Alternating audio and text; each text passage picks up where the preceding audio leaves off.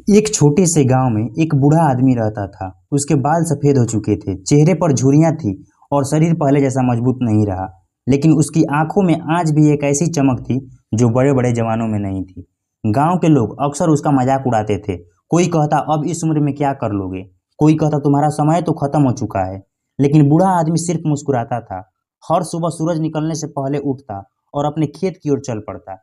एक दिन एक युवक ने पूछा, दादाजी जब लोग आपका मजाक उड़ाते हैं तो आपको बुरा नहीं लगता? बूढ़ा आदमी मुस्कुराया और बोला, बेटा लोगों का काम बोलना है और मेरा काम चलते रहना है। उस साल गांव में भयंकर सूखा पड़ा।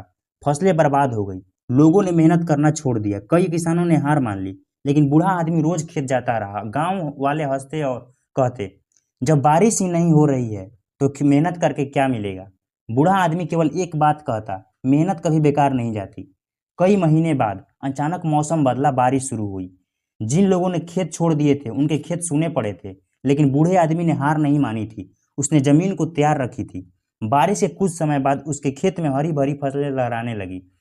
पूरा गांव हैरान था जब वही लोग जो कभी उसका मजाक उड़ाते थे आज उसकी तारीफ कर रहे थे। तब बूढ़े आदमी ने सबको बुलाया और कहा, सफलता उम्र नहीं देखती, सफलता मेहनत देखती है। अगर तुम हार मान लोगे तो मौका आने पर भी कुछ नहीं हासिल कर पाओगे। लेकिन अगर तुम मुश्किल समय में भी डटे रहोगे तो एक दिन दुनिया तुम्हारी मेहनत का सलाम करेगी। दोस्तों, जिंदगी में कभी भी खुद को कमजोर मत समझो। चाहे तुम्हारी उम्र कितनी भी हो, चाहे लोग तुम्हारे बारे में कुछ भी कहे, अगर तुम्हारे अंदर मेहनत करने की आग बाकी है तो तुम्हारा समय अभी खत्म नहीं हुआ है। याद रखो, हारने वाले हालात देखते हैं और जीतने वाले मौके बनाते हैं। इसलिए रुको मत, थको मत और अपने सपनों के लिए लगातार आगे बढ़ते रहो। क्योंकि एक दिन वही लोग ताली बजाएंगे जो आज तुम्हारा मजाक उड़ा रहे हैं।